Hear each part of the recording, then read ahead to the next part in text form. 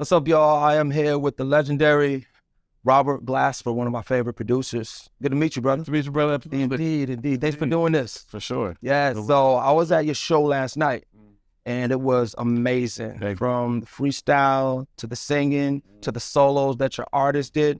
How was your approach for this type of show with these different dynamics? Man, it's very, very loose. Because we have a lot of music, and we kind of based it on the vibe of the audience, really. Yeah. So everybody gets their own special set most of the time. It's kind of just like, we kind of know what we're going to play, a few songs we're going to play, but then in between there's so much improv, so much off the cuff, where it's like, I have to have it like that because I get bored fast. Totally. I can sense too that you could feel the crowd out. That's what I do. Because the covers that you did, it matched generation-wise, culture-wise. Absolutely. I peep out the crowd. I can see the different people. I'm like, okay, these people would know this song. These people would know this song, and then they meet in the middle with this song. You know what I mean? So I kind of do it like that. For sure, I could sense that. Yeah. Now, coming up in Houston, how did that inspire your sound and your approach to music? Because Houston has a rich history in music. Absolutely, so rich. And my mom was my main influence because she was a piano player and a singer, and she sung at all the clubs, like jazz clubs, R&B clubs, funk, and even country. You know what I mean? And we're all the way. You know what I mean? So you walk to my house, you hear Liza Minnelli, you hear Bette Midler, but you'll hear Shirley Caesar, you'll hear Aretha Franklin, you'll hear Ella Fitzgerald, you'll hear Dita Baker, you'll hear the Earth, Wind & Fire. It was just a jambalaya. Jambalaya. My mom was it was an iPod shuffle in my house before iPods were around. You know what I mean? Yeah. And so that's kind of where I got my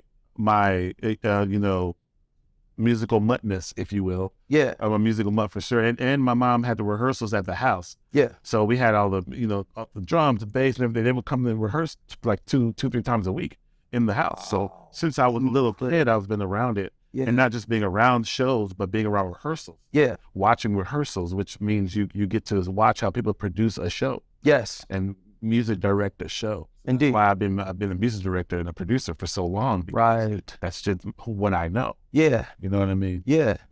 Now, I'm a big fan of the Soulquarians. No word. Like, I came up just looking up to all of them. J Dilla, Erykah Badu, Jill Scott, D'Angelo, Maxwell, Kweli, Mos Def.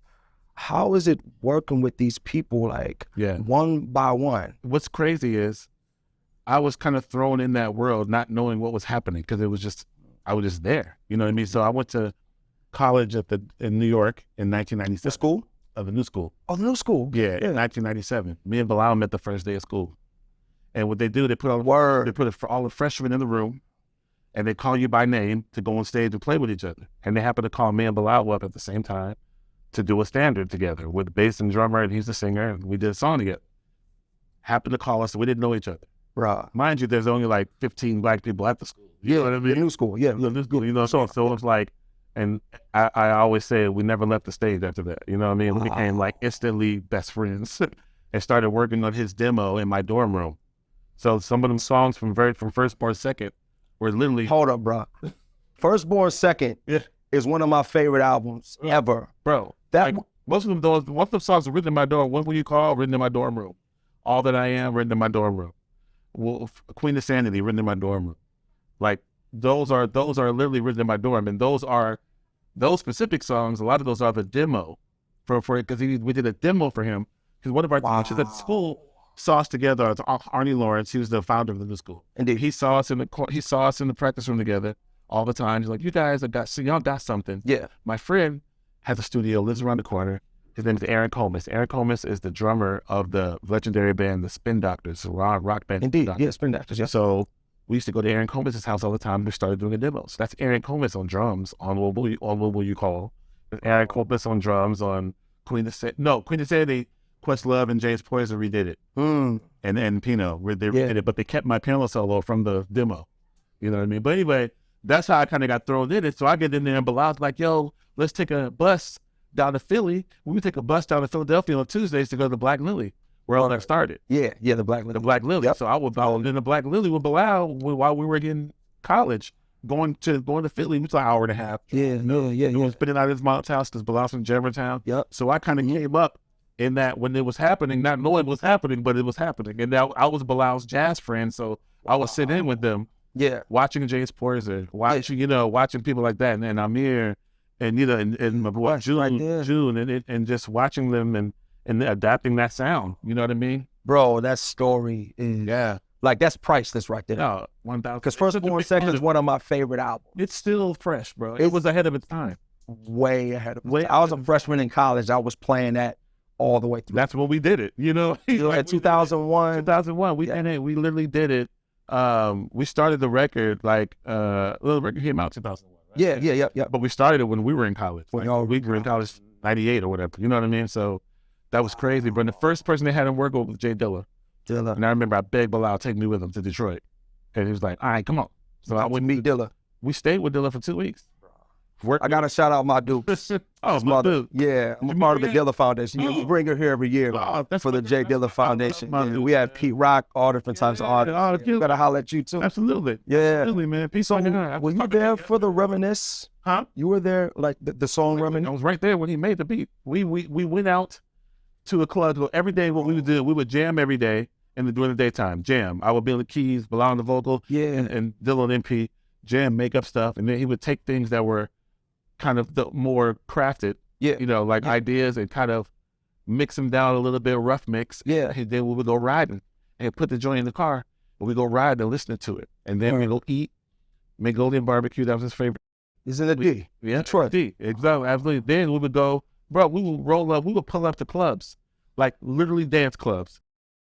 Yeah. And he would give them what we did that day, the jam we did that day. And they would play that joint.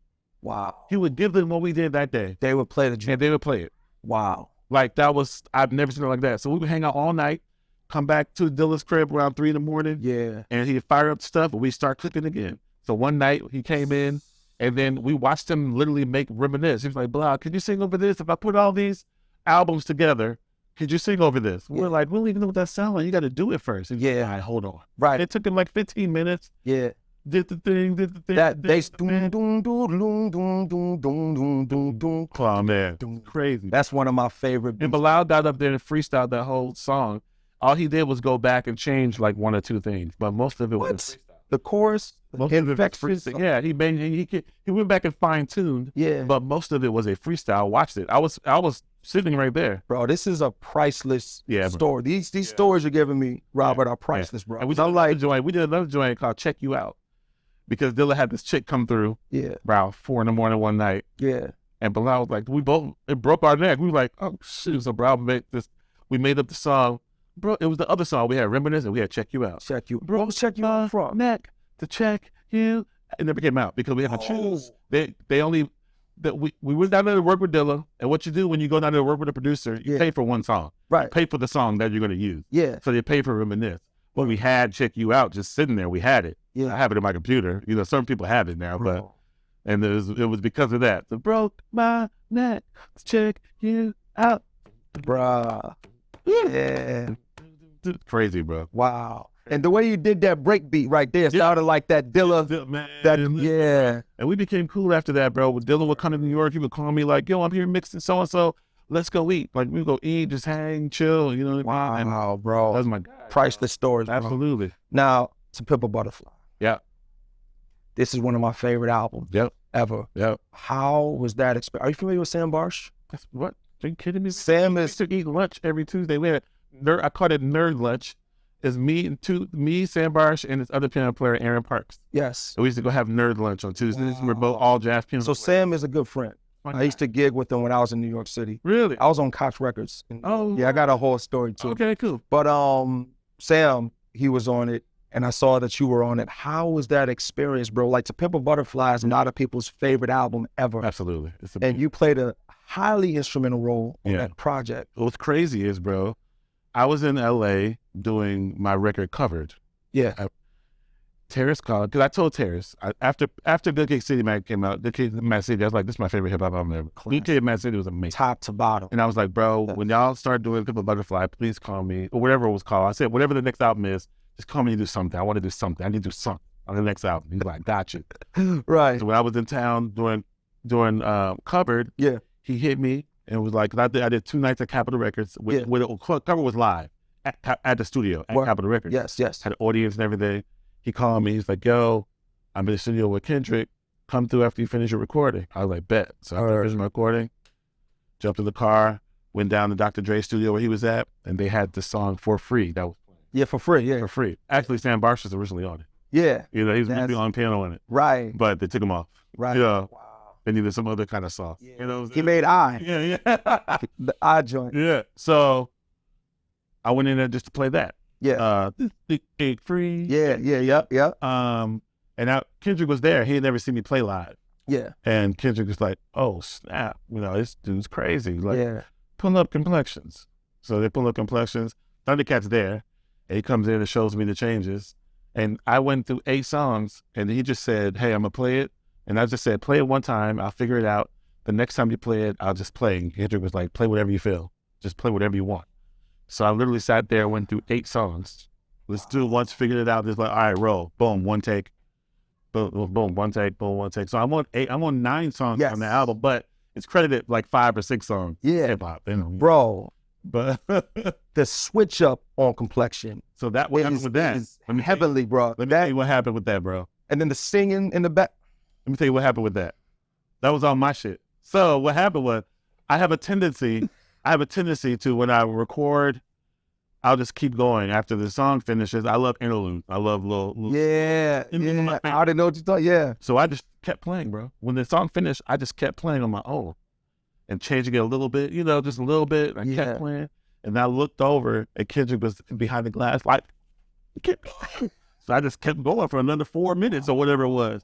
And when I walked out of the studio, when I walked out of the room, Kendrick said, yo, that beat, that's crazy. You kept playing. He's like, I'm going to put another beat to it. I'm going to change it up, put another beat to it. I'm going to rap in a different voice.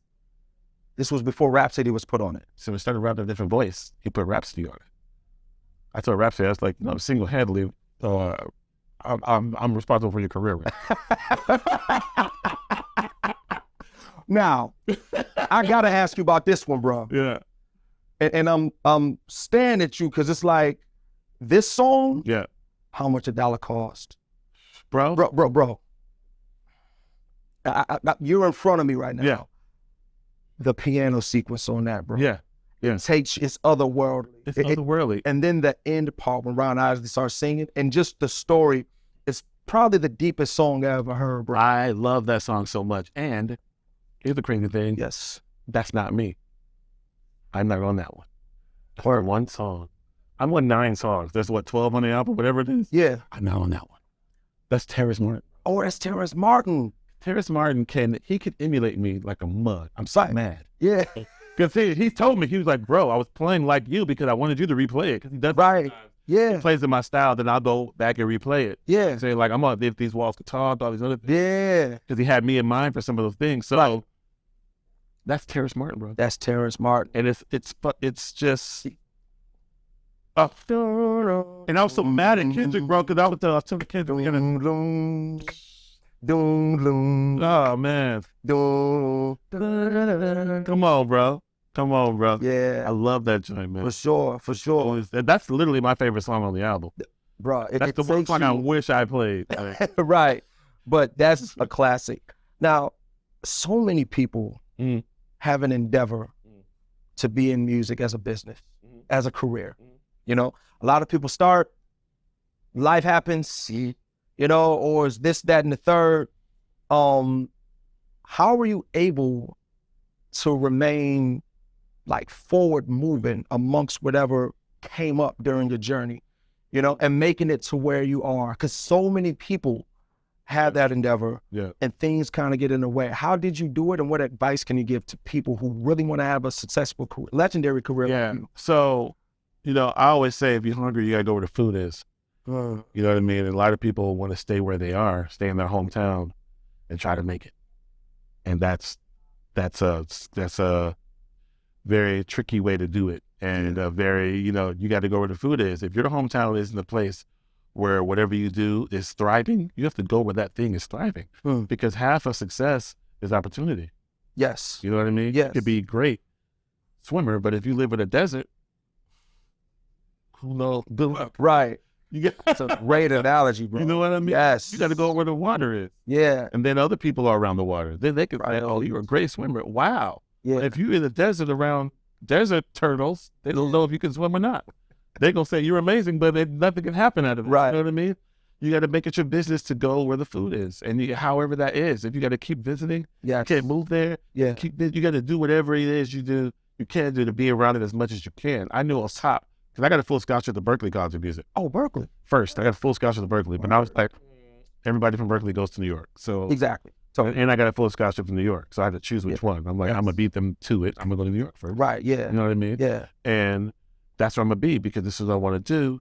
And, you know, I let the universe produce my life and my albums. You know, where I'm supposed to be, the universe puts me there and I trust it. Yes. You know what I mean? And that's the thing. But I was always around that stuff. When people in jazz world was telling me, no, you can't be doing all that hip hop, you know, people were saying that stuff. Wow. You know what I mean? And I'm like, I love to do hip hop. Hip hop is the sum of jazz's parts. It's part, yeah. It's the arts. It's part of black music. It's in the house. Totally. I say black music is a big house. I love to go room to room because I have the key.